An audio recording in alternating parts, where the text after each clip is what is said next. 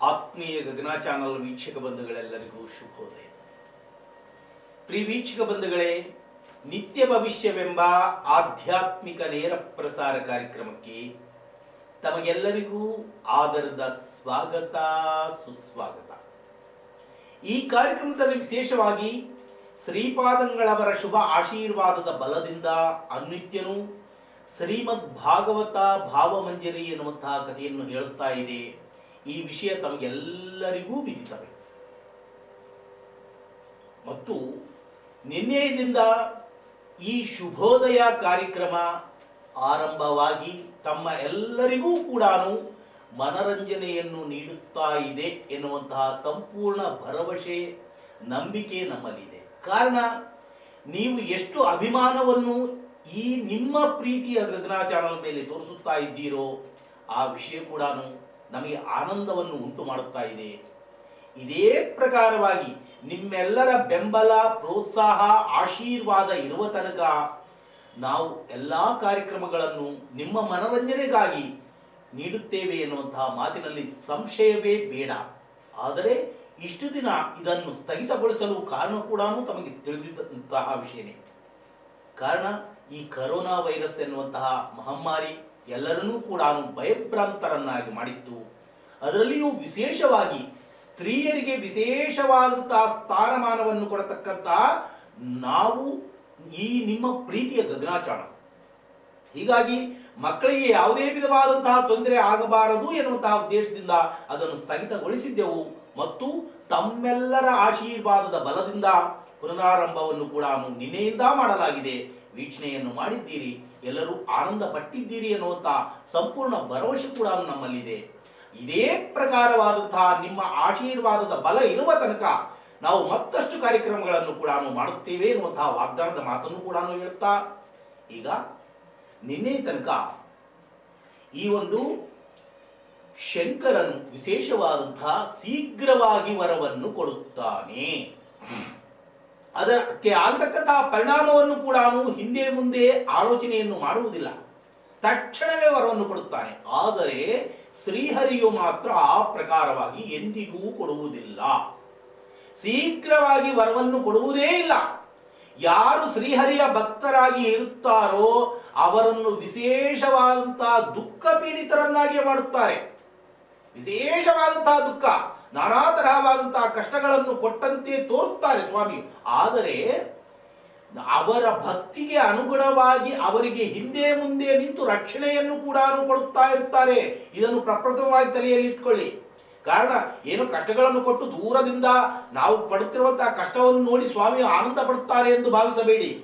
ಅವರು ಯಾವ ಪ್ರಕಾರವಾಗಿ ಪರೀಕ್ಷೆಯನ್ನು ಮಾಡುತ್ತಾರೆ ಎಂದರೆ, ಕಷ್ಟಗಳು ಬಂದಾಗ ಇವರ ಮನಸ್ಸಿನಲ್ಲಿ ನನ್ನ ಧ್ಯಾನವು ಇದೆಯಾ ಇಲ್ಲವಾ ಇದನ್ನು ಮಾತ್ರ ಪರೀಕ್ಷೆ ಮಾಡುತ್ತಾರೆ. ಆಗ ನಾವು ಕಷ್ಟವೇ ಬರಲಿ ಸುಖವೇ ಬರಲಿ ಏನೇ ಬಂದರೂ ಕೂಡ ಸ್ವಾಮಿ ಎಲ್ಲ ನಿನ್ನ ವರಪ್ರಸಾದವೇ ಎನ್ನುವಂತಹ ಮನಸ್ತತ್ವ ನಮ್ಮಲ್ಲಿ ಬಂದಾಗ, ಸುಖ ಬಂದಾಗ ನನ್ನ ಸಮಾನ ಯಾರೂ ಇಲ್ಲ ಎಂದು ಮೆರೆಯುವುದು, ಕಷ್ಟ ಬಂದಾಗ ಭಗವಂತನೇ ಇಲ್ಲ ಎಂದು ಇಂತಹ ಲೋಪದೋಷದ ಮಾತುಗಳನ್ನು ಮಾತನಾಡಿದರೆ ಭಗವಂತ ಕೋಪೋಭರಿತನಾಗುತ್ತಾನೆ. ಆದರೆ ಸುಖ ಬಂದಾಗ ಕೂಡ, ದುಃಖ ಬಂದಾಗ ಕೂಡ ಸ್ವಾಮಿಯು ನನ್ನ ಒಂದು ಪ್ರಾರಬ್ಧಕ್ಕೆ ಅನುಗುಣವಾಗಿ ನೀನು ಕೊಟ್ಟಿರುವೆ, ಇದರಲ್ಲಿ ನಿನ್ನ ತಪ್ಪೇನಿದೆ? ಆದರೆ ನನಗೆ ಸುಖವಾಗಲಿ ದುಃಖವಾಗಲಿ ನಿನ್ನ ಪಾದಾಂಗ್ರಿಯನ್ನು ಮಾತ್ರ ನಾನು ಬಿಡಲಾರೆ ಎನ್ನುವಂತಹ ಮನಸ್ತತ್ವ ನಮ್ಮಲ್ಲಿ ಬಂದಿದ್ದೇ ಆದರೆ ನಮಗೆ ಶಾಶ್ವತವಾದಂತಹ ಸುಖ ಎಂದರೆ ಮುಕ್ತಿಯನ್ನೇ ಪ್ರಸಾದವಾಗಿ ಕೊಡುತ್ತಾರೆ ಮಹಾವಿಷ್ಣುವು. ಅಂತಹ ಶಕ್ತಿವಂತರು, ಮುಕ್ತಿಯನ್ನು ಕೊಡತಕ್ಕಂತಹ ಶಕ್ತಿವಂತರು ರುದ್ರದೇವರಿಗೆ ಇಲ್ಲ. ರುದ್ರದೇವರು ಎಂದೆಂದಿಗೂ ಕೂಡ ಮುಕ್ತಿಯನ್ನು ಕರುಣಿಸಲಾರರು. ಆದರೆ ನಮಗೆ ಅಶಾಶ್ವತವಾದಂತಹ, ನೋಡಿ, ನಿಮಗೆ ಏನು ಬೇಕು? ಬಂಗಾರ ಬೇಕಾ, ಬೆಳ್ಳಿ ಬೇಕಾ, ಹಣ ಬೇಕಾ, ಮತ್ತೊಂದು ಬೇಕಾ, ಮಗದೊಂದು ಬೇಕಾ, ಎಲ್ಲವುದನ್ನು ಕೂಡ ಕೊಡುತ್ತಾರೆ ಸ್ವಾಮಿ.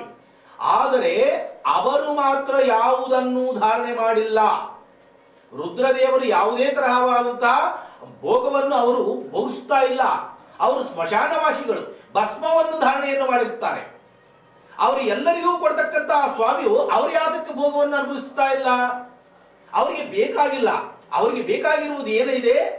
ಸಾಕ್ಷಾತ್ ಶ್ರೀಹರಿಯ ನಾಮಸ್ಮರಣೆ ಬಿಟ್ಟರೆ ಮತ್ತೊಂದು ಆ ಸ್ವಾಮಿಯು ಅಪೇಕ್ಷೆ ಪಡುತ್ತಾ ಇಲ್ಲ. ಹೀಗಾಗಿ ತನ್ನ ಭಕ್ತರಿಗೆ ಬೇಕಾದದ್ದನ್ನೆಲ್ಲ ಕೊಡುತ್ತಾ ಇದ್ದಾನೆ. ಇದುವೇ ರುದ್ರದೇವರಿಗೆ, ಮಹಾರುದ್ರದೇವರಿಗೆ ಹಾಗೂ ಮಹಾವಿಷ್ಣುವಿಗೆ ಇರತಕ್ಕಂಥ ವ್ಯತ್ಯಾಸವು. ಆ ವ್ಯತ್ಯಾಸವನ್ನು ಅರಿತುಕೊಂಡರೆ ಚೆನ್ನಾಗಿ ಇರುತ್ತದೆ ನಮ್ಮ ಜೀವನ. ಇಂದಿನ ಕಥೆ ಏನು ಎಂದರೆ, ವಿಷ್ಣು ಸರ್ವೋತ್ತಮ ತತ್ವ ನಿಶ್ಚಯ. ವಿಷ್ಣುವೇ ಸರ್ವೋತ್ತಮನು ಎಂದು ಯಾವ ಪ್ರಕಾರವಾಗಿ ಹೇಳುತ್ತೀರಿ ಸ್ವಾಮಿ? ನೀವೇನು ಹೇಳ್ತೀರಿ? ನೀವು ವಿಷ್ಣು ಭಕ್ತರಾಗಿದ್ದೀರಿ, ವೈಷ್ಣವರಾಗಿದ್ದೀರಿ, ನೀವೇನೋ ವಿಷ್ಣುವೇ ಮಹಾ ಇದು ಸರ್ವೋತ್ತಮನು ಎನ್ನುವಂತಹ ಮಾತನ್ನು ಹೇಳ್ತಾ ಇದ್ದೀರಿ, ಅದನ್ನು ನಿರೂಪಣೆ ಮಾಡಿ ತೋರಿಸ್ರಿ ಎಂದು ಕೇಳಬಹುದು. ಅದಕ್ಕೆ ಉತ್ತರವನ್ನು ಕೊಡಬೇಕಲ್ಲವೇ? ಅದಕ್ಕಾಗಿ ಮಹಾಮುನಿಗಳಾದಂತಹ ಶುಕಾಚಾರ್ಯರು ಹೇಳುತ್ತಾರೆ, ಕೇಳೋಣ. ಪರೀಕ್ಷಿತನೇ, ಪರೀಕ್ಷಿತ ರಾಜನಿಗೆ ಮಲಗಿದ್ದಾನೆ ಎಂದು ಭಾವಿಸಿ ನಾವು ಕೂಡ ಅಷ್ಟೇ ಯಾವುದಾದ್ರೂ ಹರಿಕಥೆಗಳನ್ನು ಕೇಳುವಂತಹ ಸಂದರ್ಭದಲ್ಲಿ ಏನು ಹೇಳುತ್ತೀರಿ ಆಚಾರ್ಯರೇ? ನಿಮ್ಮ ಕಥೆಗಳನ್ನು ಕೇಳುತ್ತಾ ಇದ್ದರೆ ಹಾಗೆ ನಿದ್ರೆ ಬಂದು ಬಿಡುತ್ತೆ. ನಿಮ್ಮ ನಿದ್ರೆಗಾಗಿ ನಾವು ಹರಿಕಥೆಗಳನ್ನು ಹೇಳಬೇಕಾ ಎಂದು ಆ ಹರಿಕಥೆ ಹೇಳುವಂತಹ ಮಹಾನುಭಾವರು ಬಾಧೆ ಪಡುತ್ತಾರೆ. ಅಂತಹ ಮಾತುಗಳಿಂದ ಎಂದಿಗೂ ನಿದ್ರೆ ಬಂದಿದ್ದರೆ ಕೂಡ ಎದ್ದು ಕೂತು ಕೇಳಬೇಕು. ಕೇಳಿದಾಗ ಈ ಜನ್ಮ ಸಾರ್ಥಕತೆ ಆಗುತ್ತದೆ. ಅದೇ ಪ್ರಕಾರವಾಗಿ ಇಲ್ಲಿ ಪರೀಕ್ಷಿತರಾಜನೇನು ನಿದ್ರೆ ಮಾಡುತ್ತಾ ಇಲ್ಲ, ಅತಿಭಕ್ತಿ ಪರವಶನಾಗಿ ಕೇಳುತ್ತಾ ಇದ್ದಾನೆ. ಶುಕಾಚಾರ್ಯರು ಹೇಳ್ತಾ ಇದ್ದಾರೆ, ಪರೀಕ್ಷಿತನೇ ಕೇಳು. ಒಮ್ಮೆ ಸರಸ್ವತಿ ನದಿ ತಟಾಕದ ಮೇಲೆ ಅನೇಕ ಋಷಿ ಮುನಿಗಳು ಸಮ್ಮಿಳಿತರಾಗಿ ಬಂದು ಒಂದು ಯಾಗವನ್ನು ಮಾಡಬಯಸಿದರು. ಸಾಧು ಸಜ್ಜನರು ಚರ್ಚೆಗಳಿಂದ ತತ್ವಾರ್ಥಗಳನ್ನು ನಿಶ್ಚಯಿಸುವವರು ಇದೇ ಕಾರಣಕ್ಕಾಗಿ ಜ್ಞಾನಾಭಿಲಾಷೆಯುಳ್ಳವರು ಅಂತಹವರ ಸಂಘವನ್ನು ಪಡೆಯಬೇಕು. ನೋಡಿ, ನಾವು ಏನಾದರೂ ತತ್ವೋಪಜ್ಞಾನವನ್ನು ಪಡೆಯಬೇಕಾದರೆ ಸಾಧು ಸಜ್ಜನರ ಸಂಘವನ್ನು ಮಾಡಬೇಕು. ಯಾರು ದೈವಚಿಂತಕರಾಗಿ ಇರುತ್ತಾರೋ ಅವರ ಸಂಘವನ್ನು ನಾವು ಮಾಡಬೇಕು. ಆ ಪ್ರಕಾರವಾಗಿ ಮಾಡಿದ್ದೇ ಆದರೆ ನಮಗೂ ಕೂಡ ಸ್ವಲ್ಪ ಜ್ಞಾನ ಎನ್ನುವುದು ಬರುತ್ತದೆ ಎಂದು ಇದರ ಪರಮಾರ್ಥ.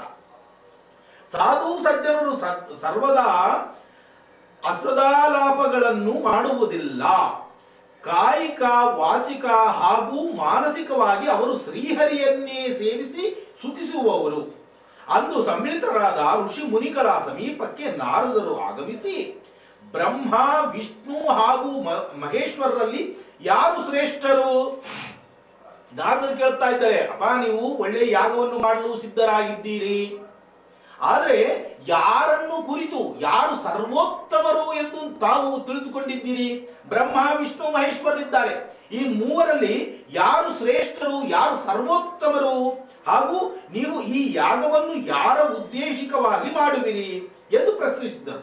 ಆಗ ಎಲ್ಲರೂ ಒಮ್ಮತದಿಂದ ವೇದ ಪುರಾಣ ಇತಿಹಾಸಿಗಳು ಮುಖ್ಯ ಲಕ್ಷಣಗಳಿಂದ ಶ್ರೀಹರಿಯನ್ನೇ ಸರ್ವೋತ್ತಮನೆಂದು ಸ್ಥಾಪಿಸುವವು. ಅವರು ಹೇಳ್ತಾ ಇದ್ದಾರೆ, ಚೆನ್ನಾಗಿ ಹೇಳ್ತಾ ಇದ್ದಾರೆ. ಏನೆಂದು? ವೇದಗಳು, ಪುರಾಣಗಳು, ಇತಿಹಾಸಗಳು ಎಲ್ಲವೂ ಕೂಡ ಸರ್ವ ಲಕ್ಷಣದಿಂದ ಹೇಳುತ್ತಾ ಇದ್ದಾರೆ ಶ್ರೀಹರಿಯೇ ಸರ್ವೋತ್ತಮನೆಂದು ಸ್ಥಾಪಿಸಿರುವುದು. ಆದರೂ ಅವನ ಶ್ರೇಷ್ಠತೆಯನ್ನು ಪ್ರತ್ಯಕ್ಷದಲ್ಲಿ ಕಂಡು ಬರಲೆಂದು ಭೃಗು ಮಹರ್ಷಿಗಳನ್ನು ಕಳುಹಿಸಿಕೊಡಬೇಕು ಎಂದು ಹೇಳಿದರು. ಸ್ವಾಮಿ, ನಮಗಂತೂ ಅರ್ಥವಾಗಿದೆ. ಕಾರಣ ಏನು ಎಂದರೆ, ಈ ವೇದ, ಪುರಾಣಗಳು, ಇತಿಹಾಸಗಳು ಎಲ್ಲವೂ ಕೂಡ ಹರಿಯೇ ಸರ್ವೋತ್ತಮನು ಎನ್ನುವಂತಹ ಮಾತನ್ನು ಸಾರಿ ಹೇಳುತ್ತಾ ಇವೆ. ಆದರೆ ಅದನ್ನು ನಿರೂಪಣೆ ಮಾಡಬೇಕಾಗಿದೆ. ಕೇವಲ ಗ್ರಂಥಗಳು ಹೇಳುತ್ತಾ ಇದ್ದಾವೆ ಎಂದು ಒಟ್ಟಿಗೆ ಅದನ್ನು ನಂಬುವುದು ಬೇಡ. ನಿಮ್ಮ ಮಾತಿನ ಪ್ರಕಾರವೇ ಭೃಗು ಮಹರ್ಷಿಗಳನ್ನು ನಾವು ಕಳಿಸಿಕೊಡುತ್ತೇವೆ, 3 ಲೋಕಕ್ಕೆ ಕಳಿಸಿಕೊಡುತ್ತೇವೆ. ಅವರೇ ನಿರ್ಣಯವನ್ನು ಮಾಡಲಿ. ಕಾರಣ ನಮ್ಮೆಲ್ಲರಲ್ಲಿಯೂ ಮುಖ್ಯವಾದಂತಹ ಮಹಾನುಭಾವರು ಎಂದರೆ ಭೃಗು ಮಹಾಮುನಿಗಳು, ಅವರನ್ನೇ ಕಳಿಸಿಕೊಡುತ್ತೇವೆ ಎನ್ನುವಂತಹ ಮಾತನ್ನು ಹೇಳಿದರು. ಭೃಗು ಋಷಿಗಳು ಸಜ್ಜನ ಸಮಾಜದ ಪ್ರತಿನಿಧಿಗಾಗಿ ಮೊದಲು ತಮ್ಮ ತಂದೆಯಾದಂತಹ ಬ್ರಹ್ಮನನ್ನು ಕುರಿತು ಹೋದರು. ಸತ್ಯಲೋಕವನ್ನು ತಲುಪಿ ಭೃಗು ಮಹರ್ಷಿಗಳು ಬ್ರಹ್ಮದೇವರಿಗೆ ನಮಸ್ಕರಿಸಿ ನಿಂತರು. ಬ್ರಹ್ಮದೇವರು ಅವರನ್ನು ನೋಡಲೇ ಇಲ್ಲ. ಆಗ ಭೃಗು ಋಷಿಗಳು, ಯಾರಾದರೂ ಮನೆಗೆ ಬಂದರೆ ಸಾಮಾನ್ಯರು ಕೂಡ ಮಾತನಾಡಿಸುವವರು, ಇವರು ನನ್ನನ್ನು ಮಾತನಾಡಿಸದಿದ್ದರಿಂದ ಇವರೆಂತಹ ಸರ್ವೋತ್ತಮರು, ಇವರೆಂದಿಗೂ ಸರ್ವೋತ್ತಮರು ಆಗಲು ಸಾಧ್ಯವೇ ಇಲ್ಲ ಎನ್ನುವಂತಹ ನಿರ್ಣಯಕ್ಕೆ ಬಂದರು. ಎಂದು ನಿರ್ಣಯಿಸಿ ಹೊರಟು ಕೈಲಾಸಕ್ಕೆ ಬಂದು ತಲುಪಿದರು. ಈ ಒಂದು ಕಥೆಯು ಅನೇಕ ಪುರಾಣಗಳು, ನಮಗೆ 18 ಪುರಾಣಗಳನ್ನು ಬರೆದುಕೊಟ್ಟಿದ್ದಾರೆ ವೇದವ್ಯಾಸದೇವರು. ಆದರೆ ಒಂದೊಂದು ಪುರಾಣಗಳಲ್ಲಿ ಒಂದೊಂದು ರೀತಿಯಲ್ಲಿ ಇರುತ್ತವೆ, ಆದರೆ ಸಾರಾಂಶ ಮಾತ್ರ ಒಂದೇ ತರಹವಾಗಿ ಇರ್ತದೆ. ವಿಧಾನಗಳು ಬೇರೆ ಪ್ರಕಾರವಾಗಿ, ಅಂದರೆ ಬರತಕ್ಕಂತಹ ವಚನಗಳು ಬೇರೆ ರೀತಿಯಲ್ಲಿ ಇರುತ್ತವೆ. ನಾನು ಈಗ ತಮಗೆ ಹೇಳ್ತಾ ಇರುವುದು ಶ್ರೀಮದ್ ಭಾಗವತ ಭಾವಮಂಜರಿ. ಇದು ಇಲ್ಲಿ ಬರ್ತಿರುವಂತಹ ಮಾತೇ ಬೇರಿದೆ, ಕೆಲವೊಂದು ಪುರಾಣಗಳಲ್ಲಿ ಬರ್ತಕ್ಕಂತಹ ಮಾತೇ ಬೇರೆ ಇದೆ. ಇದನ್ನು ಪ್ರಪ್ರಥಮವಾಗಿ ತಲೆಯಲ್ಲಿ ಇಟ್ಟುಕೊಳ್ಳಿ. ಆದರೆ ಸಾರಾಂಶ ಮಾತ್ರ ಒಂದೇ, ಹರಿ ಸರ್ವೋತ್ತಮನು. ಇದರಲ್ಲಿ ಬೇರೆ ಮಾತೇ ಇಲ್ಲ. ಕೈಲಾಸದಲ್ಲಿ ಶಂಕರನ ಸಮ್ಮುಖದಲ್ಲಿ ಭೃಗು ಮಹರ್ಷಿಗಳು ಬಂದೊಡನೆ ಶಂಕರನು ಆಸನದಿಂದ ಎದ್ದು ಆದರದಿಂದ ಅವರನ್ನು ಬರೆಮಾಡಿಕೊಂಡು ಆನಂದದಿಂದ ಲೆತ್ನಿಸಿದನು. ಇದು ಇಲ್ಲಿ ಬರೆದಿದ್ದಾರೆ. ಆ ಪ್ರಕಾರವಾಗಿ ಮಾಡಿಲ್ಲ.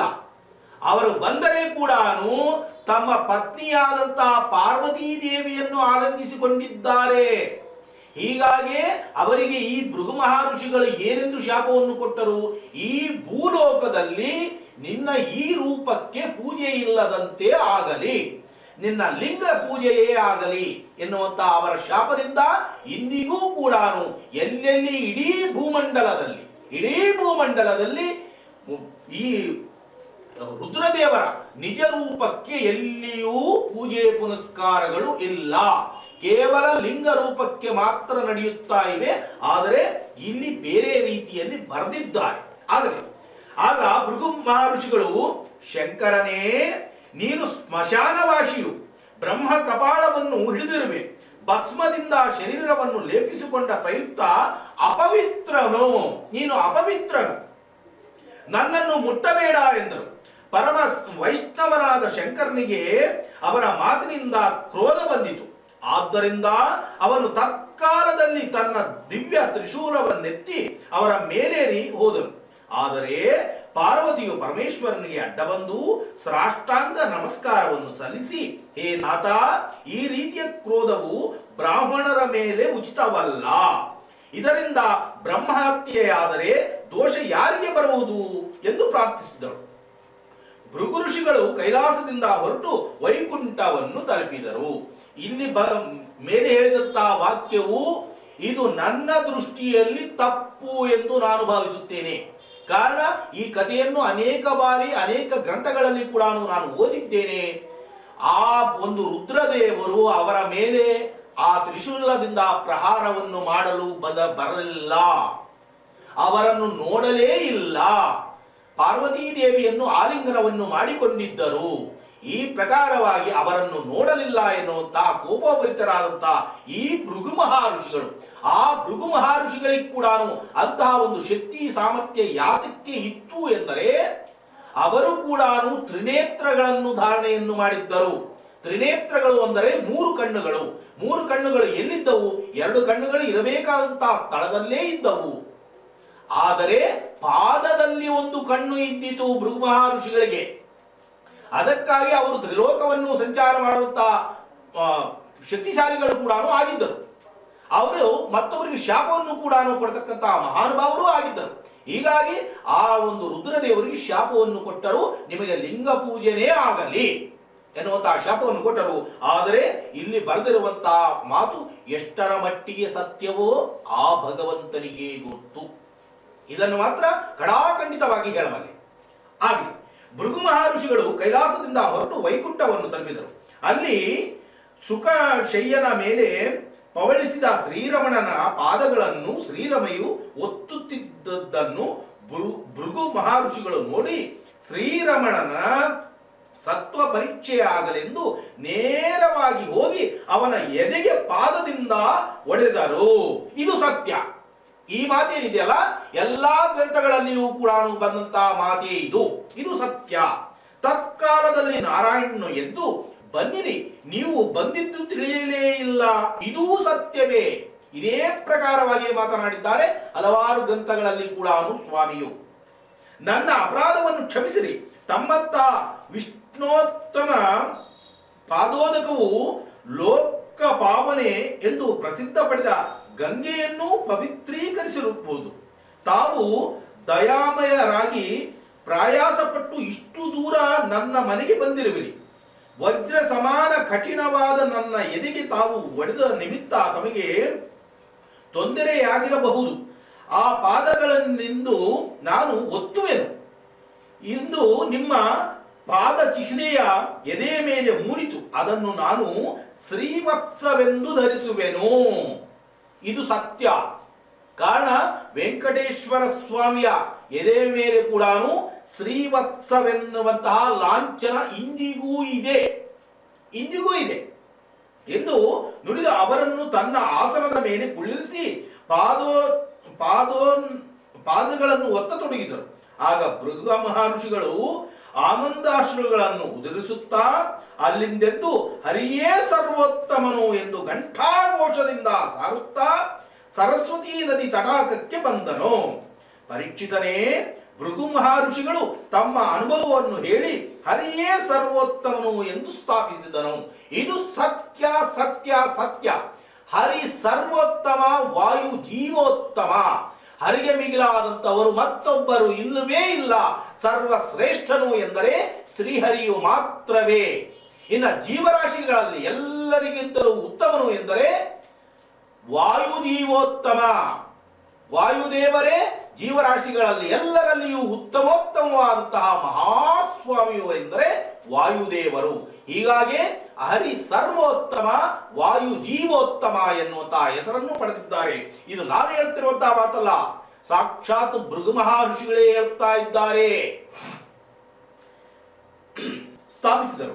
ಪರೀಕ್ಷಿತನು, ಆಚಾರ್ಯರೇ, ಶ್ರೀಕೃಷ್ಣನು ಶ್ರುತದೇವ ಹಾಗೂ ಬಹುಲಾಶ್ವರಿಂದ ಬೀಳ್ಕೊಂಡು ದ್ವಾರಕೆಗೆ ಆಗಮಿಸಿದ ಮೇಲೆ ಏನು ಮಾಡಿದನು? ಶ್ರೀ ಶುಕಾಚಾರ್ಯರು ಹೇಳುತ್ತಾ ಇದ್ದಾರೆ. ರಾಜನೇ ಕೇಳು. ಶ್ರೀಕೃಷ್ಣನು ಮಿಥಿಲಾಪಟ್ಟಣದಿಂದ ದ್ವಾರಕೆಗೆ ಮರಳಿ ಬರುವಷ್ಟರಲ್ಲಿ ಉಪಪ್ಲಾವ್ಯ ನಗರಕ್ಕೆ ಪಾಂಡವರು 12 ವರ್ಷ ವನವಾಸ ಹಾಗೂ 1 ವರ್ಷ ಅಜ್ಞಾತವಾಸವನ್ನು ಅನುಭವಿಸಿ ಬಂದಿರುವರೆಂಬ ವಾರ್ತೆಯು ಬಂದಿತ್ತು. ಅಜ್ಞಾತವಾಸದ ಕೊನೆಯ ಘಟ್ಟದಲ್ಲಿ ಪಾಂಡವರು ವಿರಾಟರಾಜನ ನಗರದಲ್ಲಿ ಉತ್ತರಾಗ್ರೋಹಣದ ಯುದ್ಧದಲ್ಲಿ ಕೌರವರನ್ನು ಸೋಲಿಸಿದರೆಂದು ಕೂಡ ತಿಳಿದು ಬಂದಿತು. ಆದ್ದರಿಂದ ಶ್ರೀಕೃಷ್ಣನು ಬಹು ಸಂತಸಪಟ್ಟು ಪಾಂಡವರನ್ನು ನೋಡಲೆಂದು ಬಹು ಸೇನಾ ಸಮೇತನಾಗಿ ಹೋದನು.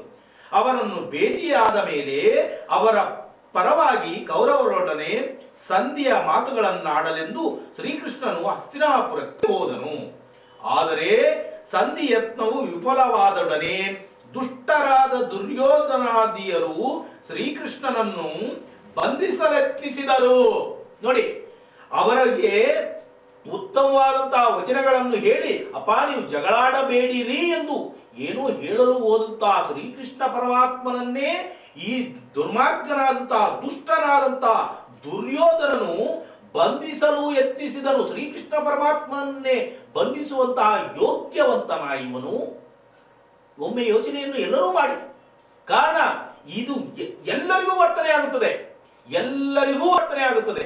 ಯಾಕೆ ಅಂದರೆ ಯಾರಾದರೂ ಉತ್ತಮವಾದಂತಹ ಮಾತುಗಳನ್ನು ಹೇಳಲು ಬಯಸಿ ಬಂದಿದ್ದಾರೆ ಎಂದರೆ ಅವರಿಗೆ ಏನಾದರೂ ಬಂಧನವನ್ನು ಕೊಡೋಣ ಅಥವಾ ಅವರಿಗೆ ಕೀಳನ್ನು ಉಂಟು ಮಾಡೋಣ ಎನ್ನುವಂತ ಪ್ರಸಂಗಕ್ಕೆ ನಾವು ಏನಾದರೂ ಪ್ರಯತ್ನ ಪಟ್ಟರೆ ಏನು ಗತಿಯಾಗುತ್ತದೆ ಎನ್ನುವಂತಹ ವಿಷಯ ಮುಂದೆ ನೋಡೋಣ. ಶ್ರೀಕೃಷ್ಣನು ಅವರಿಗೆ ತನ್ನ ವಿರುದ್ರೂಪ ದರ್ಶನ ಮಾಡಿಸಿ ಅವರನ್ನು ಅಂಜಿಸಿ ಅಲ್ಲಿಂದ ಹೊರಟು ಬಂದನು. ನೋಡಿ, ತನ್ನ ವಿಶ್ವರೂಪವನ್ನೇ ತೋರಿದ. ಏ ಪಾಂಡವರೇ, ನನ್ನನ್ನು ನೀವು ಬಂಧಿಸುತ್ತೀರಾ? ನೋಡಿ ನನ್ನ ವಿಶ್ವರೂಪವು. ಇಡೀ ಜಗತ್ತೇ ಆ ಸ್ವಾಮಿಯಲ್ಲಿ ಇರುವಂತಹ ಸಂದರ್ಭದಲ್ಲಿ ಇಂತಹ ಪಾಂಡವರು ಶ್ರೀಕೃಷ್ಣ ಪರಮಾತ್ಮನನ್ನು ಬಂಧಿಸಲು ಯೋಗ್ಯರ? ಅದೇ ಪ್ರಕಾರವಾಗಿ ನಿಜವಾಗಿ ಅಂತಹ ಗುರುಗಳ ಗುಲಾಮರಾಗಿ ಭಗವಂತನಿಗೆ ದಾಸರಾದಂತಹ ವ್ಯಕ್ತಿಗಳಿಗೆ ಎಂದೆಂದಿಗೂ ತೊಂದರೆ ಬಾರದು. ಇದು ನಿಶ್ಚಯವಾದಂತಹ ಮಾತು. ತೊಂದರೆಗಳು ಬಂದಂತೆ ಕಾಣಬಹುದು. ಕಾರಣ ಶ್ರೀಹರಿಯು ನಮಗೆ ವಿಶೇಷವಾಗಿ ನಮ್ಮನ್ನು ಪರೀಕ್ಷಿಸುತ್ತಾನೆ. ಕಷ್ಟಗಳನ್ನು ಕೊಟ್ಟು ಪರೀಕ್ಷೆ ಮಾಡುತ್ತಾನೆ. ಆದರೆ ಅದರಲ್ಲಿ ನಾವು ಗೆಲ್ಲಬೇಕಾದರೆ ಎಂದೆಂದಿಗೂ ಕೂಡ ವಿಷ್ಣುವಿನ ಪಾದದ ಮೇಲೆ ನಮ್ಮ ಚಿತ್ತವೆಲ್ಲವೂ ಇರಿಸಬೇಕು ಎಂದು ಇದರ ಪರಮಾರ್ಥ. ಆಗ ಅವರಿಗೆ ಪಾಂಡವರಿಗೆ ಅರ್ಥವಾಯಿತು. ಅದನ್ನು ನೋಡಿ ಅಂಜಿಬಿಟ್ಟರು. ಹೊರಟು ಬಂದನು. ಕೌರವ ಪಾಂಡವರ ಯುದ್ಧವಾಗುವುದು ನಿಶ್ಚಿತವಾದ ಮೇಲೆ ಉಭಯ ಪಕ್ಷದವರು ಸೈನ್ಯವನ್ನು ಕೂಡಿಸಿದರು.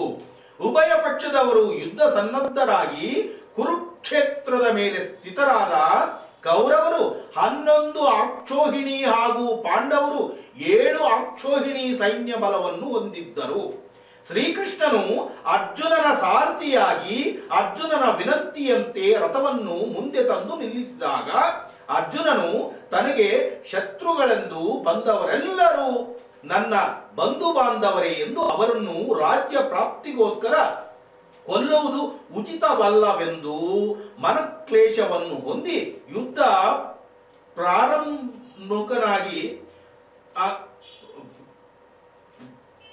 ಪಾರಂಗನಾಗಿ ಬಯಸಿದನು. ಆಗ ಶ್ರೀಕೃಷ್ಣನು ಅವನಿಗೆ ಗೀತೋಪದೇಶವನ್ನು ಮಾಡಿದನು. ಆ ಉಪದೇಶದಿಂದ ಅರ್ಜುನನಿಗೆ ಜ್ಞಾನೋದಯವಾದ್ದರಿಂದ ತನ್ನ ಲೋಕ ಪ್ರಸಿದ್ಧ ಗಾಂಡೀವ ಧನುಷ್ಯವನ್ನು ದುಷ್ಟರ ಹಾಗೂ ದುಷ್ಟ ಜನ ಬೆಂಬಲಿಗರ ಹನನಾರ್ಥವಾಗಿ ಎತ್ತಿ ಹಿಡಿದನು. ಅಷ್ಟರಲ್ಲಿ ಬಲರಾಮನು ರಣರಂಗದಲ್ಲಿ ಪ್ರಾಪ್ತನಾಗಿ ಉಭಯ ಪಕ್ಷದವರ ಮಾನವ ಸಂಹಾರವನ್ನು ತ್ಯಜಿಸಿ ಪರಸ್ಪರ ಸ್ನೇಹದಿಂದ ಒಂದಾಗಬೇಕೆಂದು ತಿಳಿಸಿದನು. ಆದರೆ ಅದು ವ್ಯರ್ಥ ಪ್ರಯತ್ನವೇ ಆಯಿತು. ಆದ್ದರಿಂದ ಬಲರಾಮನು ಉಭಯ ಪಕ್ಷದವರನ್ನು ತ್ಯಜಿಸಿ ತೀರ್ಥಾಟನೆಗೆ ಹೊರಟು ಹೋದನು. ನೋಡಿ, ಯುದ್ಧವು ಆರಂಭವಾಗುತ್ತಾ ಇದೆ. ಯುದ್ಧವು ಕೌರವರು ಮತ್ತು ಪಾಂಡವರ ಪಕ್ಷದ ಮಧ್ಯದಲ್ಲಿ ಯುದ್ಧವು ಆರಂಭವಾಗುತ್ತಾ ಇದೆ. ಗೀತೋಪದೇಶವನ್ನು ಕೂಡ ಬೋಧಿಸಿದ್ದಾನೆ. ಅರ್ಜುನನಿಗೆ ಸಾರಥಿಯಾಗಿ ಬಂದಿದ್ದಾನೆ ಶ್ರೀಕೃಷ್ಣ ಪರಮಾತ್ಮ ಅರ್ಜುನನ ಅಪೇಕ್ಷೆಯ ಮೇರೆಗೆ. ಆದರೆ ಬಲರಾಮ ದೇವರು ಮತ್ತು ಅವರನ್ನು ಸಂಧಿಗೊಳಿಸಲು ಬಂದ ಆ ಪ್ರಯತ್ನವು ವಿಫಲವಾಯಿತು. ಬಲರಾಮ ದೇವರ ಮಾತುಗಳನ್ನು ಯಾರು ಕೇಳಲು ಸಿದ್ಧರಿರಲಿಲ್ಲ. ಹೀಗಾಗಿ ನಿಮ್ಮ ಪಾಡಿಗೆ ನೀವು ಏನಾದರೂ ಮಾಡಿಕೊಳ್ಳಿ ಎಂದು ತೀರ್ಥಯಾತ್ರೆಗೆ ಎಂದು ಬಲರಾಮ ದೇವರು ಹೊರಟು ಹೋದರು. ಆದರೆ ಶ್ರೀಕೃಷ್ಣ ಪರಮಾತ್ಮ ನ್ಯಾಯದ ಪರವಾಗಿ ಪಾಂಡವರ ಪಕ್ಷದಲ್ಲಿ ಇದ್ದಾರೆ. ಕೌರವರಿಗೆ ಹೇಳಲು ಹೋದರೆ ಯುದ್ಧವನ್ನು ಮಾಡಬೇಡಿರಿ, ನೀವೆಲ್ಲರೂ ದಾಯಾದಿಗಳೇ, ಬಂಧುಗಳೇ, ಹೀಗಾಗಿ ಯುದ್ಧವನ್ನು ಮಾಡಬೇಡಿರಿ ಎಂದು ಉತ್ತಮವಾದಂತಹ ಸಂದೇಶವನ್ನು ಹೇಳಲು ಹೋದಾಗ ಆತನನ್ನೇ ಬಂಧಿಸಲು ಯತ್ನವನ್ನು ಮಾಡಿದಂತ ಮೂರ್ಖರಾದಂತಹ ಈ ಪಾಂಡವರು ಅವರಿಗೆ ಎಷ್ಟು ದುರ್ಯೋಧನಿಗೆ ತುಂಬಾ ಅಹಂಕಾರವಿತ್ತು. ತುಂಬಾ ಅಹಂಕಾರ ದುರ್ಯೋಧನಿಗೆ. ಆ ಅಹಂಕಾರವನ್ನು ಯಾವ ವಿಧವಾಗಿ ಮರ್ದನೆ ಮಾಡುತ್ತಾರೆ ಎನ್ನುವಂತಹ ವಿಷಯವನ್ನು ನಾಳೆ ಚಿಂತನೆಯನ್ನು ಮಾಡೋಣ ಎಂದು ಹೇಳುತ್ತಾ, ಪ್ರಿಯ ವೀಕ್ಷಕ ಬಂಧುಗಳೇ, ಈ ಕಥೆಯ ಸಾರಾಂಶ ನೋಡಿ, ಯುದ್ಧಕ್ಕೆ ಸಿದ್ಧರಾಗಿದ್ದಾರೆ, ರಣರಂಗದಲ್ಲಿ ಬಂದಿದ್ದಾರೆ. ಆದರೆ ಇಂತಹ ಕಥೆಗಳಿಂದ ನಾವು ತಿಳಿದುಕೊಳ್ಳಬೇಕಾಗಿದ್ದು ಏನಿದೆ ಎಂದರೆ, ಯಾರೇ ಆದರೂ ಉತ್ತಮ ಮಾತುಗಳನ್ನು ಹೇಳುತ್ತಾ ಇದ್ದಾರೆ ಎಂದರೆ ಪ್ರೀತಿಯಿಂದ ವಾತ್ಸಲ್ಯದಿಂದ ಅವರ ಮಾತುಗಳನ್ನು ನಾವು ಆಲಿಸಬೇಕು. ಆಲಿಸಿ ಅದರಲ್ಲಿ ಎಷ್ಟು ಉತ್ತಮವಾದಂತಹ ಮಾತುಗಳು ಇವೆ, ಮತ್ತೊಬ್ಬರ ಸಂಗಡ ಜಗಳ ಬೇಡ, ಯುದ್ಧ ಬೇಡ ಎನ್ನುವಂತಹ ರೀತಿಯಲ್ಲಿ ನಾವು ವರ್ತನೆಯನ್ನು ಸಲ್ಲಿಸಿದ್ದರೆ ಆ ಯುದ್ಧವನ್ನು ಜಗಳವನ್ನು ಮಾಡುವಂತಹ ಸಮಯವನ್ನು ಭಗವಂತನಿಗಾಗಿ ಸೀಮಿತಗೊಳಿಸಿದರೆ ನಮಗೆ ಒಂದು ಉತ್ತಮವಾದಂತಹ ಸನ್ಮಾರ್ಗ ದೊರೆಯುತ್ತದೆ. ಅದನ್ನು ಬಿಟ್ಟು ಇಲ್ಲ ನಾನು ಜಗಳವನ್ನು ಮಾಡುತ್ತೇನೆ, ಯುದ್ಧವನ್ನು ಮಾಡುತ್ತೇನೆ, ನಾನು ಬಲಾಢ್ಯನಾಗಿದ್ದೇನೆ ಎಂದರೆ ಅದಕ್ಕೆ ತಕ್ಕ ಗುಣಪಾಠವನ್ನು ಕಲಿಸಲು ಭಗವಂತ ಸಿದ್ಧನಾಗಿರುತ್ತಾನೆ ಎನ್ನುವಂತಹ ಮಾತಿನಲ್ಲಿ ಸಂದೇಹನೇ ಬೇಡ ಎಂದು ಹೇಳುತ್ತಾ, ಇಂತಹ ವಚನಗಳನ್ನು ನುಡಿಸುತ್ತಿರುವಂತಹ ನನ್ನ ಶ್ರೀಪಾದಂಗಳವರ ಪಾದಚರಣ ಕಮಲಗಳಿಗೆ ಅನಂತ ನಮಸ್ಕಾರಗಳನ್ನು ಸಲ್ಲಿಸುತ್ತಾ, ಆದಷ್ಟು ಸುದೀರ್ಘವಾಗಿ ಉತ್ತಮ ರೀತಿಯಲ್ಲೇ ಸಂಬೋಧನೆಯನ್ನು ಮಾಡುವಂತಹ ಶಕ್ತಿ ಸಾಮರ್ಥ್ಯವನ್ನು ಪ್ರಸಾದಿಸಲಿ ಎಂದು ಗುರುಗಳ ಪಾದಾರವಿಂದಗಳಲ್ಲಿ ಪುನಃ ನಮಸ್ಕಾರಗಳನ್ನು ಸಲ್ಲಿಸುತ್ತಾ, ಈಗ ಅದೇ ಶ್ರೀಪಾದಂಗಳವರ ನಾಮಸ್ಮರಣೆಯನ್ನು ಮಾಡಿ ಅವರ ಅನುಮತಿಯನ್ನು ಪಡೆದು ಅವರ ಆಜ್ಞಾನುಸಾರವಾಗಿ ಇಂದಿನ ದಿನದ ನಿತ್ಯ ಪಂಚಾಂಗ ಪಠನೆ ಹಾಗೂ ದ್ವಾದಶ ರಾಶಿಗಳ ನಿತ್ಯ ಭವಿಷ್ಯವನ್ನು ಹೇಳುವಂತಹ ಪ್ರಯತ್ನಕ್ಕೆ ಮೊದಲಾಗಿ ಗುರುಗಳ ನಾಮಸ್ಮರಣೆ. ಓಂ ಶ್ರೀ ಶ್ರೀ ಶ್ರೀ ಸತ್ಯಾತ್ಮತೀರ್ಥ ಶ್ರೀ ಗುರುಭ್ಯೋ ನಮೋ ನಮಃ.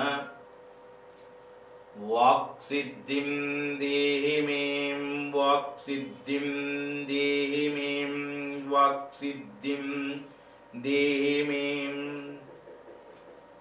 ಪ್ರಿಯ ವೀಕ್ಷಕ ಬಂಧುಗಳೇ, ಇಂದಿನ ಪಂಚಾಂಗ ಈ ಪ್ರಕಾರವಾಗಿ ಇದೆ.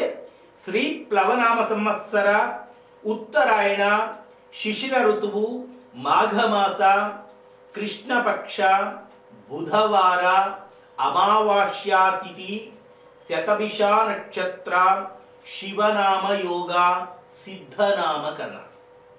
ಇದನ್ನು ಈ ಶಿವರಾತ್ರಿ ಅಮಾವಾಸ್ಯೆ ಎಂದು ಕೂಡ ಕರೆಯುತ್ತಾರೆ.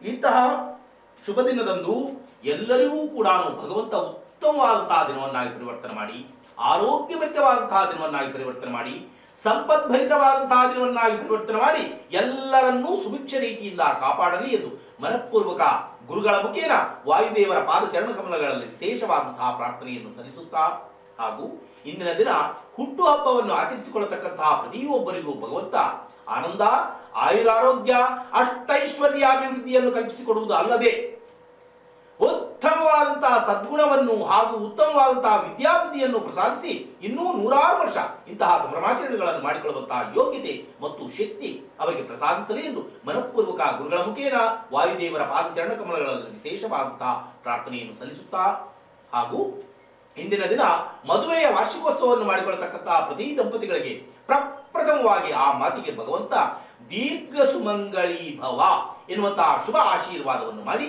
ಆ ದಂಪತಿಗಳಿಗೆ ಬೇಕಾದಂತಹ ಎಲ್ಲ ವಿಧವಾದ ಸೌಕರ್ಯ ಸವಲತ್ತುಗಳನ್ನು ಒದಗಿಸಿಕೊಡುವುದು ಅಲ್ಲದೆ ಉತ್ತಮವಾದಂತಹ ಆರೋಗ್ಯ ಭಾಗ್ಯವನ್ನು ಪ್ರಸಾದಿಸಿ ಮಕ್ಕಳು ಮೊಮ್ಮಕ್ಕಳ ಜೊತೆಯಲ್ಲಿ ಇನ್ನೂ 100 ವರ್ಷ ಇಂತಹ ಸಂಭ್ರಮಾಚರಣೆಗಳನ್ನು ಮಾಡಿಕೊಳ್ಳುವಂತಹ ಯೋಗ್ಯತೆ ಮತ್ತು ಶಕ್ತಿ ಆ ದಂಪತಿಗಳಿಗೆ ಪ್ರಸಾದಿಸಲಿ ಎಂದು ಮನಃಪೂರ್ವಕ ಗುರುಗಳ ಮುಖೇನ ವಾಯುದೇವರ ಪಾದಚರಣ ಕಮಲಗಳಲ್ಲಿ ವಿಶೇಷವಾದಂತಹ ಪ್ರಾರ್ಥನೆಯನ್ನು ಸಲ್ಲಿಸುತ್ತಾ, ಈಗ ಶ್ರೀಪಾದಂಗಳವರ ಶುಭ ಆಶೀರ್ವಾದದ ಬಲದಿಂದ ಈ ಒಂದು ದ್ವಾದಶ ರಾಶಿಗಳ ನಿತ್ಯ ಭವಿಷ್ಯವನ್ನು ಹೇಳುವಂತಹ ಪ್ರಯತ್ನಕ್ಕೆ ಈಗ ಪಾತ್ರರಾಗೋಣ. ಮೊದಲಿಗೆ ಮೇಷರಾಶಿ. ಮೇಷರಾಶಿಯವರಿಗೆ ಇಂದು ಅಷ್ಟು ಶುಭದಾಯಕವಾದಂತಹ ದಿನವಾಗಿ ಕಾಣ್ತಾ ಇಲ್ಲ. ಕಾರಣ, ಅನವಶ್ಯಕವಾದಂತಹ ಕಲಹಗಳು ಎದುರಾಗುತ್ತವೆ. ನೀವು ಸುಮ್ಮನೆ ಇದ್ದರೆ ಕೂಡ ಕಾಲು ಕೆದರಿ ಜಗಳ ಮಾಡುವಂತಹ ವ್ಯಕ್ತಿಗಳು ಎದುರಿಗೆ ಬರುತ್ತಾರೆ. ಏನ್ ನೀವು ಯುದ್ಧವನ್ನು ಮಾಡುತ್ತೀರಾ? ಇದು ಏನಾದರೂ ಕೌರವರು ಪಾಂಡವರ ಯುದ್ಧ ಎಂದು ಭಾವಿಸಿದ್ದೀರಾ? ಬೇಡ, ಎಂದಿಗೂ ಆ ಪ್ರಯತ್ನವನ್ನು ಮಾಡಬೇಡಿ. ಕಲಹವು ಬೇಡ, ಯಾರ ಸಂಗಡ ಕಲಹವು ಬೇಡ. ಹಾಗಾದ್ರೆ ನಾವು ಏನು ಮಾಡಬೇಕಾಗಿದೆ? ತಕ್ಷಣವೇ ಎದ್ದೇಳಿ ಸ್ನಾನ ಸಂಧ್ಯಾ ಅನುಷ್ಠಾನಗಳನ್ನು ಮುಗಿಸಿಕೊಂಡು ನಿಮ್ಮ ಕುಲಕ್ಕೆ ನಿಮ್ಮ ಮತಕ್ಕೆ ಅನುಗುಣವಾಗಿ ನಿರ್ವಹಿಸಿಕೊಂಡು ಅಶ್ವತ್ಥ ವೃಕ್ಷ, ವೃಕ್ಷ ರಾಜ ಎಂದು ಹೇಳುತ್ತಾರೆ, ವಟವೃಕ್ಷ ಎಂದು ಹೇಳುತ್ತಾರೆ. ಆ ವೃಕ್ಷಕ್ಕೆ ಮಹತ್ತರವಾದಂತಹ ಶಕ್ತಿ ಇದೆ. ಕಾರಣ, ತ್ರಿಮೂರ್ತಿಗಳು ನೆಲೆಸಿದ್ದಾರೆ. ಮೂಲತೋ ಬ್ರಹ್ಮರೂಪಾಯ, ಮಧ್ಯತೋ ವಿಷ್ಣು ರೂಪಿಣಿ, ಅಗ್ರತೋ ಶಿವರೂಪಾಯ ವೃಕ್ಷರಾಜಾಯತೆ ನಮೋ ನಮಃ ಎಂದು ಹೇಳುತ್ತಾರೆ. ಅಂತಹ ಅಶ್ವತ್ಥ ವೃಕ್ಷಕ್ಕೆ ನಮಸ್ಕಾರವನ್ನು ಸಲ್ಲಿಸಿ ಭಕ್ತಿ ಪರವಶರಾಗಿ ಪ್ರದಕ್ಷಿಣೆಯನ್ನು ಹಾಕಿ ಬಂದಿದ್ದೇ ಆದರೆ ಉತ್ತಮವಾದಂತಹ ದಿನವನ್ನಾಗಿ ಸ್ವಾಮಿಯೇ ಪರಿವರ್ತನೆ ಮಾಡುತ್ತಾರೆ. ಕಾರಣ, ತ್ರಿಮೂರ್ತಿಗಳು ಅಲ್ಲಿದ್ದಾರೆ, ಅವರು ಪರಿವರ್ತನೆ ಮಾಡೇ ಮಾಡುತ್ತಾರೆ ಎನ್ನುವಂತಹ ಮಾತಲ್ಲಿ ಸಂದೇಹನೇ ಬೇಡ. ಇದು ಕೇವಲ ಮೇಷರಾಶಿಯವರಿಗೆ ವರ್ತನೆ ಆಗತಕ್ಕಂತಹ ಮಾತಲ್ಲ, ಎಲ್ಲಾ ದ್ವಾದಶ ರಾಶಿಯವರಿಗೂ ಇದೇ ಮಾತೆಯ ವರ್ತನೆ ಆಗುತ್ತದೆ. ಇನ್ನು ವೃಷಭ ರಾಶಿಯವರಿಗೆ ಕೂಡ ಇಂದು ಅಷ್ಟು ಶುಭದಾಯಕವಾದಂತಹ ದಿನವಾಗಿ ಕಾಣ್ತಾ ಇಲ್ಲ. ಕಾರಣ, ಕಳ್ಳಕಾಕರ ಭಯದ ವಾತಾವರಣ. ಯಾರು ಬಂದು ಏನು ಅಪಹರಿಸಿಕೊಂಡು ಹೋಗುತ್ತಾರೆ ಅನ್ನುವಂತ ಭಯದ ವಾತಾವರಣ ನಿಮ್ಮನ್ನು ಕಾಡುತ್ತದೆ. ಇದರ ನಿವಾರಣೆಗಾಗಿ ನೀವು ಕೂಡ ಇದೇ ಕಾರ್ಯವನ್ನೇ ಮಾಡಿ. ಇನ್ನು ಮಿಥುನ ರಾಶಿಯವರಿಗೆ ಕೂಡ ಇಂದು ಅಷ್ಟು ಶುಭದಾಯಕವಾದಂತಹ ದಿನವಾಗಿ ಕಾಣ್ತಾ ಇಲ್ಲ. ಕಾರಣ ಏನು ಎಂದರೆ, ಅನಾರೋಗ್ಯ ಪೀಡಿತರಾಗತಕ್ಕಂತಹ ಒಂದು ಅಶುಭಕರವಾದಂತಹ ದಿನವಾಗಿ ಕಾಣ್ತಾ ಇದೆ. ನೋಡಿ, ಅನಾರೋಗ್ಯ ಎಂದೊಡನೆ ಮತ್ತು ದೊಡ್ಡದಾಗಿ ತಲೆಯನ್ನು ಕೆಡಿಸಿಕೊಳ್ಳಬೇಡಿ. ಕಾರಣ, ಗುರುಗಳ ಗುಲಾಮರಾದಂತಹ ನಿಜವಾಗಿಯೂ ನಿಮ್ಮ ಕುಲಗುರುಗಳು, ನಾನು ಇಂತಹ ಗುರುಗಳೇ ಎಂದು ನಾನು ಹೇಳುತ್ತಾ ಇಲ್ಲ, ನಿಮಗೇ ಆದಂತಹ ಕುಲಗುರುಗಳು ಇರುತ್ತಾರೆ. ಅವರಿಗೆ ಗುಲಾಮರಾಗಿ ಭಗವಂತನಿಗೆ ದಾಸರಾಗಿ ಯಾರು ಇರ್ತಾರೋ ಅವರಿಗೆ ಇಂತಹ ಅನಾರೋಗ್ಯ ಎಲ್ಲಿಂದ ಬರಲು ಸಾಧ್ಯ ಕಣ್ರಿ? ಸಾಧ್ಯನೇ ಇಲ್ಲ. ನೀವು ಈ ಪ್ರಕಾರವಾಗಿ ಸದಾಕಾಲ ಇರಿ. ಆದರೆ ಇಂದು ವಿಶೇಷವಾಗಿ ಅಶ್ವತ್ಥ ವೃಕ್ಷದ ಬಳಿಗೆ ಹೋಗಿ ನಮಸ್ಕಾರವನ್ನು ಸಲ್ಲಿಸಿ ಪ್ರದಕ್ಷಿಣೆಯನ್ನು ಹಾಕಿ ಬನ್ನಿ ಸಾಕು. ಅಷ್ಟು ಮಾಡಿದ್ರೆ ಯಾವುದೇ ತರಹವಾದಂತಹ ಅನಾರೋಗ್ಯ ಪೀಡಿತರಾಗಲು ಆ ತ್ರಿಮೂರ್ತಿಗಳು ಬಿಡುವುದಿಲ್ಲ. ಏನು ಕರ್ಕಾಟಕ ರಾಶಿ, ಕರ್ಕಾಟಕ ರಾಶಿಯವರಿಗೆ ಇಂದು ಶುಭ ದಿನವೆಂದೇ ಹೇಳಬಹುದು. ಕಾರಣ ಏನೆಂದರೆ ವೃದ್ಧಿ ಮತ್ತು ಸಮೃದ್ಧಿ, ವಿಶೇಷವಾದಂತಹ ಆದಾಯ ಬರತಕ್ಕಂತಹ ಪವಿತ್ರವಾದಂತಹ ದಿನ ಇದು ಕರ್ಕಾಟಕ ರಾಶಿಯವರ ಪಾಲಿಗೆ ಶುಭವಾಗಲಿ. ಏನು ಸಿಂಹರಾಶಿ, ಸಿಂಹರಾಶಿಯವರಿಗೆ ಕೂಡ ಇಂದು ಶುಭ ದಿನವೆಂದೇ ಹೇಳಬಹುದು. ಕಾರಣ ಏನು ಎಂದರೆ ನಿಮಗೆ ಸಂಬಂಧಪಟ್ಟಂತಹ ವಾದ ವಿವಾದಗಳು ಎಲ್ಲಿಯಾದರೂ ಕೋರ್ಟು ಕಚೇರಿಗಳಲ್ಲಿ ಇದ್ದರೆ ನಿಶ್ಚಯವಾಗಿಯೂ ಜಯಶೀಲರಾಗುತ್ತೀರಿ ಎನ್ನುವಂತಹ ಮಾತಿನಲ್ಲಿ ಸಂದೇಹನೇ ಬೇಡ. ಅಮಾವಾಸ್ಯೆ ಏನಾಗುತ್ತದೆ ಏನೋ, ಕೆಟ್ಟದೇನೋ, ಇಂಥ ಆಲೋಚನೆಯನ್ನು ತೆಗೆದುಹಾಕಿ. ಯಾವುದೂ ಕೆಟ್ಟದಲ್ಲ, ಯಾವುದ್ಯಾವುದೂ ಕೆಟ್ಟದಲ್ಲ, ಎಲ್ಲವೂ ಉತ್ತಮವಾಗಿದೆ. ಆದರೆ ನಾವು ಭಗವಂತನ ಚಿಂತಕರಾಗಿರಬೇಕು. ಆ ಪ್ರಕಾರವಾಗಿದ್ದರೆ ಎಲ್ಲವೂ ಕೂಡ ಉತ್ತಮವೇ. ಹೀಗಾಗಿ ಇಂದು ವಿಶೇಷವಾಗಿ ಯಾವುದೇ ವ್ಯಾಜ್ಯದಲ್ಲಿ ಕೂಡ ಅಂದರೆ ನಿಮ್ಮ ಯೋಗ್ಯತಾನುಸಾರವಾಗಿ ಯಾವುದೇ ಒಂದು ವ್ಯಾಜ್ಯ ಇದ್ದರೂ ಕೂಡ ಅದರಲ್ಲಿ ಖಂಡಿತವಾಗಿಯೂ ಜಯಶೀಲರಾಗುತ್ತೀರಿ ಎನ್ನುವಂತಹ ಮಾತಿನಲ್ಲಿ ಸಂದೇಹನೇ ಬೇಡ. ಏನು ಕನ್ಯಾ ರಾಶಿ, ಕನ್ಯಾ ರಾಶಿಯವರಿಗೆ ಇಂದು ಅಷ್ಟು ಶುಭದಾಯಕವಾದಂತಹ ದಿನವಾಗಿ ಕಾಣ್ತಾ ಇಲ್ಲ. ಕಾರಣ ಪ್ರತಿ ಕಾರ್ಯದಲ್ಲಿಯೂ ಕೂಡ ವಿಘ್ನಗಳು, ಇಲ್ಲ ಸಲ್ಲದಂತಹ ತೊಂದರೆಗಳು ಮತ್ತು ನಾನಾ ತರಹವಾದಂತಹ ಕಲಹಗಳು ಎದುರಾಗುತ್ತವೆ. ಏನು ನೀವು ಕಲಹವನ್ನು ಮಾಡುತ್ತೀರಾ? ಬೇಡ ಸ್ವಾಮಿ, ಕಲಹ ಬೇಡ. ಆದಷ್ಟು ತಕ್ಷಣವೇ ಎದ್ದು ಸ್ನಾನ ಸಂಧ್ಯಾ ಅನುಷ್ಠಾನಗಳನ್ನು ಮುಗಿಸಿಕೊಂಡು ಅಶ್ವತ್ಥ ವೃಕ್ಷದ ಬಳಿಗೆ ಹೋಗಿ ಭಕ್ತಿ ಪರವಶರಾಗಿ ನಮಸ್ಕಾರವನ್ನು ಸಲ್ಲಿಸಿ. ನೋಡಿ, ಹೇಗೋ ಈ ಶಿವರಾತ್ರಿ ಅಮಾವಾಸ್ಯ ದಿನದಂದು ಅಲ್ಲಿಗೆ ಹೋಗಿ ತ್ರಿಮೂರ್ತಿಗಳು ನೆಲೆಸಿದಂತಹ ಅಶ್ವತ್ಥ ವೃಕ್ಷಕ್ಕೆ ವಿಶೇಷವಾದಂತಹ ಪ್ರದಕ್ಷಿಣೆಯನ್ನು ಹಾಕಿ. ಪ್ರದಕ್ಷಿಣೆ ಹಾಕುವುದು ಎಂದರೆ ಗರ ಗರ ಗರ ಗರ ತಿರುಗುವುದಲ್ಲ, ಜಾಗಿಂಗ್ಗೆ ತಿರುಗಿದಂತೆ ಹೆಜ್ಜೆಯ ಮುಂದೆ ಹೆಜ್ಜೆ ಇರಬೇಕು. ಆ ಪ್ರಕಾರವಾಗಿ ಪ್ರದಕ್ಷಿಣೆಯನ್ನು ಹಾಕಬೇಕು. ಏನೋ ಹೇಳಿದ್ದಾರೆ ಗಗನ ಚಾನಲ್ ಅಲ್ಲಿ, ನಾನು ಓದೆ, ಗರ ಗರ ಗರ ತಿರುಗಿದೆ ಬಂದೆ. ಗರ ಗರ ಗರ ತಿರುಗುವುದನ್ನು ಬಿಟ್ಟು ಗಿರಿ ಗಿರಿ ಗಿರಿ ಎಂದು ತಿರುಗಿ, ಗಿರಿ ಗಿರಿ ಗಿರಿಯನ್ನು ತಿರುಗುತ್ತಾ ಹೋದರೆ ಕೊನೆಗೆ ನಿಜವಾದಂತಹ ಗಿರಿಯನ್ನು ತಲುಪುತ್ತೀರಿ. ಯಾವುದು ಆ ಗಿರಿ? ವೆಂಕಟಗಿರಿ ಭೂವೈಕುಂಠ, ಅಲ್ಲಿಗೆ ತಲುಪುತ್ತೀರಿ. ಗರ ಗರ ಗರ ಎಂದಿಗೂ ತಿರುಗಬೇಡಿ, ಗಿರಿ ಗಿರಿ ಗಿರಿಯಾಗಿ ತಿರುಗಿ.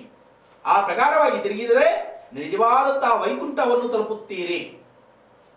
ಇನ್ನು ತುಲಾರಾಶಿ, ತುಲಾರಾಶಿಯವರಿಗೆ ಇಂದು ಅಷ್ಟು ಶುಭದಾಯಕವಾದಂತಹ ದಿನವಾಗಿ ಕಾಣ್ತಾ ಇಲ್ಲ. ಕಾರಣ ಪ್ರತಿ ಕಾರ್ಯದಲ್ಲಿಯೂ ಕೂಡ ನಷ್ಟ ನಷ್ಟ ನಷ್ಟ. ಇದರ ನಿವಾರಣೆಗಾಗಿ ನೀವು ಕೂಡ ಇದೇ ಕಾರ್ಯವನ್ನೇ ಮಾಡಿ. ಇನ್ನು ವೃಶ್ಚಿಕ ರಾಶಿ, ವೃಶ್ಚಿಕ ರಾಶಿಯವರಿಗೆ ಕೂಡ ಇಂದು ಅಷ್ಟು ಶುಭದಾಯಕವಾದಂತಹ ದಿನವಾಗಿ ಕಾಣ್ತಾ ಇಲ್ಲ. ಕಾರಣ ಲಘು ಅಪಘಾತಗಳು ಆಗತಕ್ಕಂತಹ ಒಂದು ಅಶುಭಕರವಾದಂತಹ ದಿನವಾಗಿ ಕಾಣುತ್ತಾ ಇದೆ. ಒತ್ತಿ ಒತ್ತಿ ಹೇಳ್ತಾ ಇದೆ. ಎಲ್ಲ ಆದ ಮೇಲೆ ಅಯ್ಯೋ ಈಗ ಆಯ್ತಲ್ಲ ಅಂದ್ರೆ ಬರ್ತಕ್ಕಂತಹ ಲಾಭವಂತೂ ಏನೂ ಇಲ್ಲ.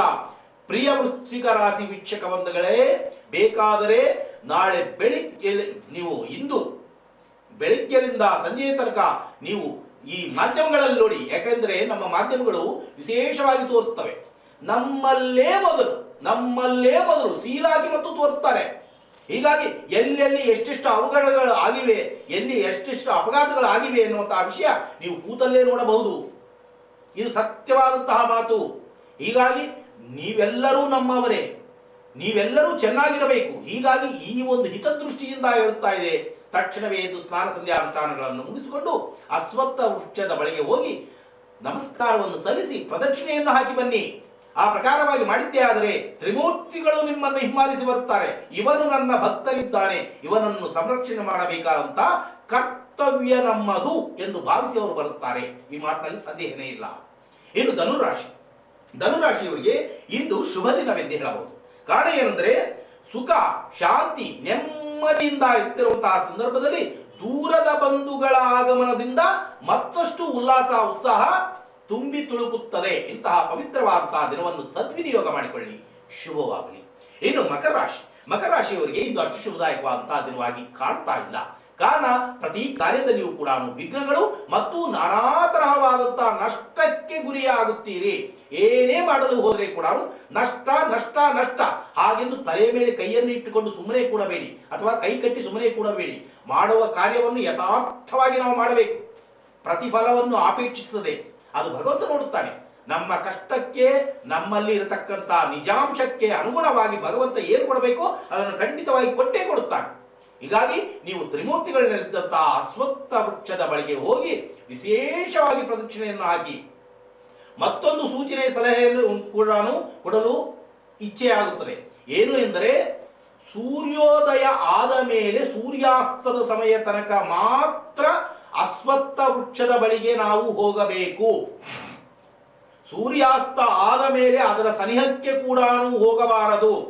ಆ ಪ್ರಕಾರವಾಗಿ ಹೋದರೆ ಅದು ನರಕಕ್ಕೆ ಮಾರ್ಗವಾಗುತ್ತದೆ ಅಂತಹ ಶಾಪವನ್ನು ಕೊಡುತ್ತಾರೆ ತ್ರಿಮೂರ್ತಿಗಳು. ಇದನ್ನು ಪ್ರಪ್ರಥಮವಾಗಿ ತಲೆಯಲ್ಲಿ ಇಟ್ಟುಕೊಳ್ಳಿ. ಎಲ್ಲರೂ ಕೂಡ ಸುಮ್ಮನೆ ಏನೋ ಕಟ್ಟೆ ಇದೆ ಓದೆ ಕೂತೆ ಎನ್ನುವುದು ಅಲ್ಲ, ಇದನ್ನು ಚೆನ್ನಾಗಿ ಅರಿತುಕೊಳ್ಳಿ. ಅಶ್ವತ್ಥ ವೃಕ್ಷದ ಬಳಿ ಸೂರ್ಯೋದಯ ಆದ ನಂತರ ಸೂರ್ಯಾಸ್ತ ಆಗುವ ತನಕ ಹೋಗಿ ನಮಸ್ಕಾರವನ್ನು ಸಲ್ಲಿಸಿ ಸ್ಪರ್ಶ ಮಾಡಿ. ಆದರೆ ಸೂರ್ಯಾಸ್ತ ಆದ ಮೇಲೆ ಎಂದೆಂದಿಗೂ ಆ ವೃಕ್ಷದ ಸನಿಹಕ್ಕೆ ಕೂಡ ಹೋಗಬಾರದು. ಆ ಪ್ರಕಾರವಾಗಿ ಹೋದರೆ ಖಂಡಿತವಾಗಿಯೂ ಶಾಪಗ್ರಸ್ತರಾಗುತ್ತಾರೆ ಎನ್ನುವಂತಹ ಮಾತಿನಲ್ಲಿ ಸಂದೇಹನೇ ಬೇಡ ಬೇಡ ಬೇಡ. ಏನು ಕುಂಭರಾಶಿ, ಕುಂಭರಾಶಿಯವರಿಗೆ ಇಂದು ಶುಭ ದಿನವೆಂದೇ ಹೇಳಬಹುದು.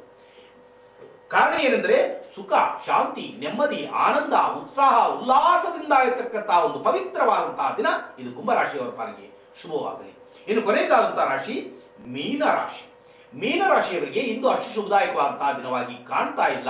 ಕಾರಣ ಏನು ಎಂದರೆ, ಮಾನಹಾನಿಯಾಗತಕ್ಕಂತಹ ಒಂದು ಅಶುಭಕರವಾದಂತಹ ದಿನ. ನೋಡಿ, ಹಣವನ್ನು ಕಳೆದುಕೊಂಡರೆ ಪುನಃ ಹಣವನ್ನು ಗಳಿಸಬಹುದು. ಅನಾರೋಗ್ಯ ಪೀಡಿತರಾದರೆ ಮತ್ತು ಚೇತರಿಸಿಕೊಳ್ಳಬಹುದು. ಆದರೆ ಮಾನಹಾನಿ ಆಯಿತು ಎಂದರೆ ಅದರಿಂದ ಪಾರಾಗಲು, ಆಚೆ ಬರಲು ಎಷ್ಟು ವರ್ಷಗಳೇ ಬೇಕಾಗುತ್ತದೋ, ಅಥವಾ ಎಷ್ಟು ಯುಗಗಳೇ ಬೇಕಾಗುತ್ತದೋ, ಅಥವಾ ಎಷ್ಟು ಜನ್ಮಗಳೇ ಬೇಕಾಗುತ್ತದೋ ಆ ಭಗವಂತನಿಗೆ ಗೊತ್ತು.